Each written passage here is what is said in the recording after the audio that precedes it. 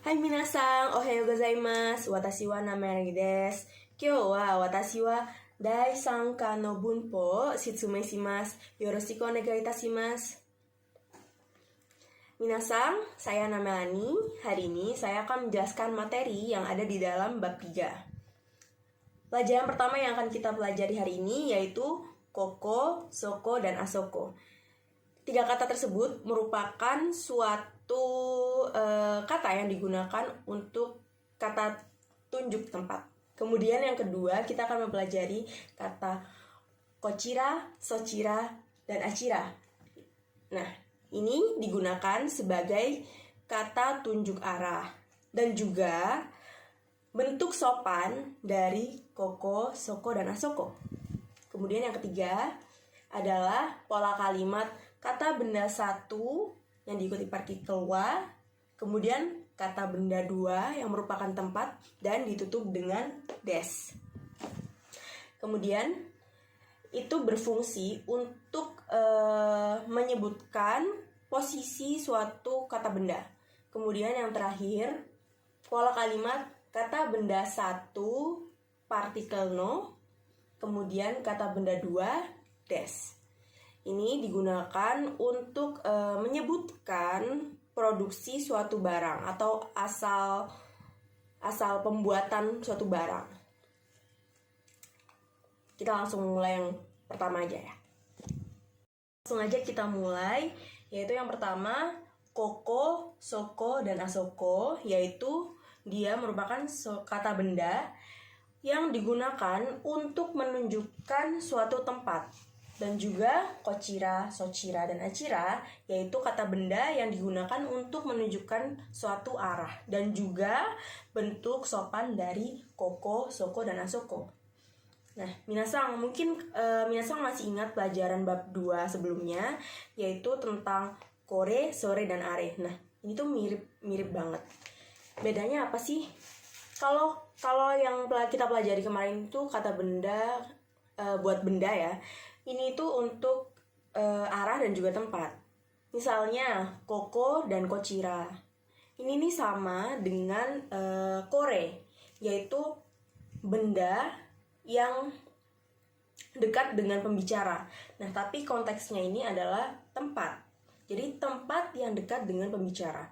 Kemudian soko dan sochira ini posisinya sama dengan sore, yaitu suatu tempat yang dekat dengan lawan bicara kita. Kemudian asoko dan achira ini posisinya sama dengan are, yaitu tempat yang jauh dari lawan bicara kita. Kemudian koko, soko, dan asoko ini dan kochira, sochira, achira tentunya itu dia bisa menjadi subjek dan juga bisa menjadi predikat loh teman-teman. Nanti kita belajar ya.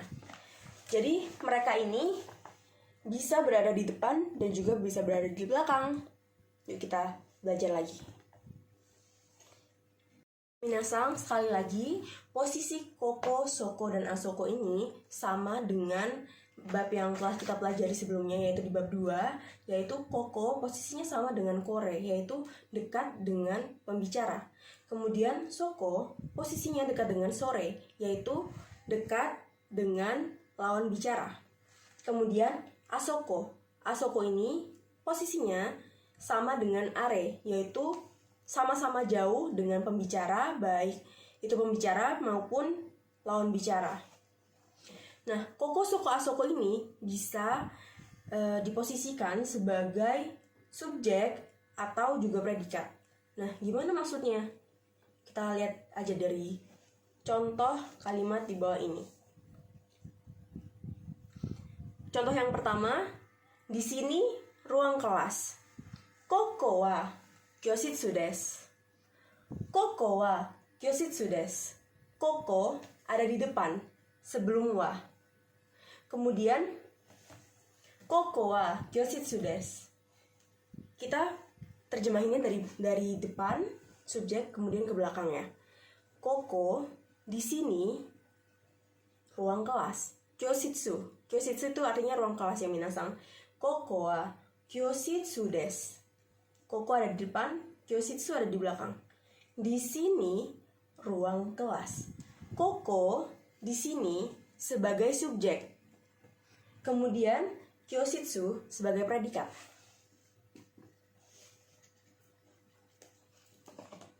Kemudian yang kedua, kantin di sana. Saya tulis dulu biar nggak lupa.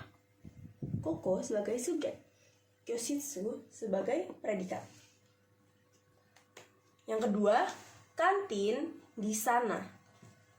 Nah, yang menjadi subjek di sini bukan di sananya, tapi kantin, yaitu Sokudo. Sokudo wa asoko desu. Sokudo wa asoko desu. Kantin di sana. Sokudo atau kantin ini dia merupakan subjek. Dan asoko di sini merupakan predikat karena dia ada di belakang wa. Mengerti ya minasang bedanya? Hai minasang, kita lanjut ke pola kalimat yang ketiga, yaitu KB1 wa, KB2 des. Wa di sini merupakan partikel ya. Kita langsung saja ke contoh yang pertama, yaitu di sini kantin. Bahasa Jepangnya koko wa sokudo desu. Di sini kantin.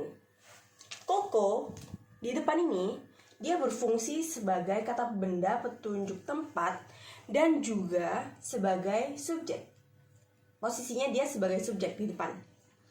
Di sini adalah kantin. Kantin di sini merupakan predikat. Di sini kantin. Sedangkan yang kedua, toilet di sebelah sana.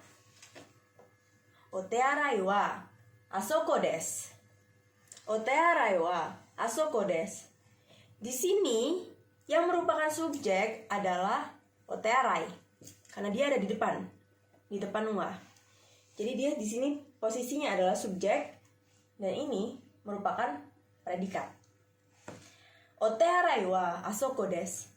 Toilet di sebelah sana. Nah, minasang bisa bolak-balik. Koko mau di depan atau di belakang boleh. Kata tunjuknya mau di depan atau di belakang boleh. Kalian juga bisa ganti koko, soko, asoko, terserah kalian. Mengerti minasang? Jadi bisa dibolak-balik. Hai minasang, kita masuk ke kalimat tanya. Yang pertama, ruang kelas di mana? Bahasa Jepangnya, Kyoshitsu wa doko desu ka? Kyoshitsu wa doko desu ka? Kalimat tanya yang digunakan di sini adalah doko. Doko desu ka? Di mana? Kemudian B menjawab, ruang kelas di situ. Kyoshitsu wa soko desu. Pola kalimat yang pertama telah kita pelajari tadi ya.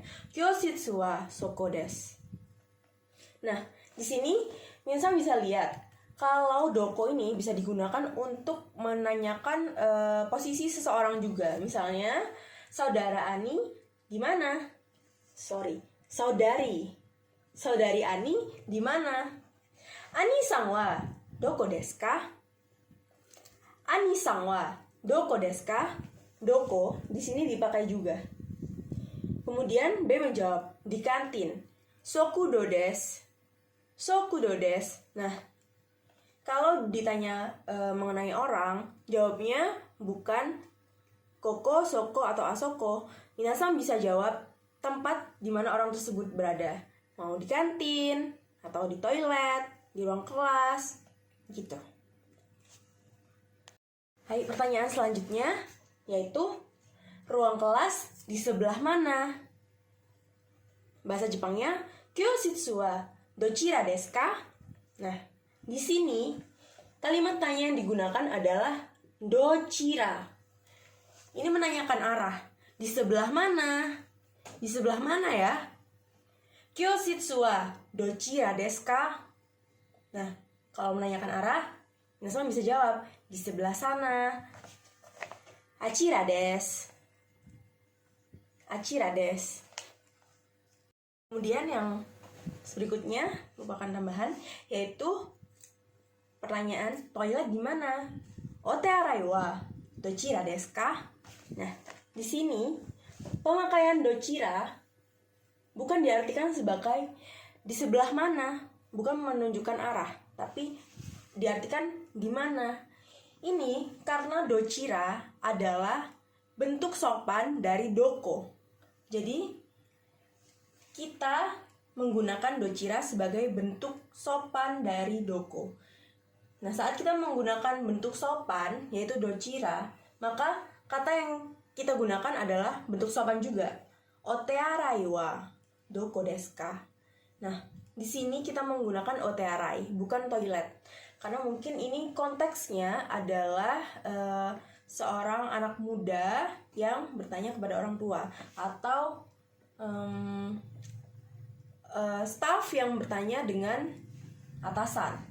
Nah, kemudian B menjawab di situ, soko desu.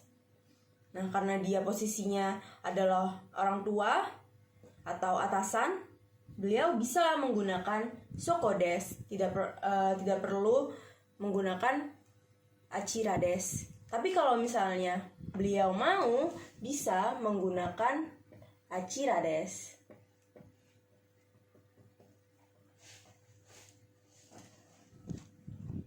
Sugiwa, pola kalimat nomor 4.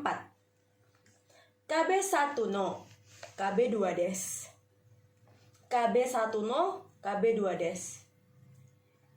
Ini digunakan untuk menyebutkan produk buatan mana. KB1 di sini merupakan negara atau asal atau perusahaan atau merek. Dan KB2 di sini merupakan barangnya atau produknya. Kita lihat contohnya nomor 1. Ini mobil buatan Jepang. Kore wa Nihon no jidosha desu. Kore wa Nihon no jidosha desu. Kore wa ini jidosha, mobil, no kepemilikan Nihon, ini Jepang. Jadi ini mobil buatan Jepang. Nihon di sini merupakan kata benda satu, yaitu asalnya atau yang membuatnya, yang memiliki. Kalau kita belajar yang di bab sebelumnya, kita belajar Kore wa sensei no hon desu. Nah, kalau di sini kita belajar Kore wa Nihon no jidosha desu. Ini mobil buatan Jepang. Nihon kata benda satu. Jidosha di sini merupakan kata benda dua. Paham minasan? Kemudian yang kedua adalah itu kamera buatan Canon. Sore wa Canon no kamera desu. Sore wa Canon no kamera desu. Canon di sini merupakan kata benda pertama, dan kamera produknya yang dihasilkan merupakan kata benda dua. Nah, di sini di kata benda satu, minasan nggak harus menyebutkan negara Nihon, bisa juga kota atau daerah atau nama perusahaannya, mereknya, gitu. Sedangkan KB2 ini adalah produk yang dihasilkan.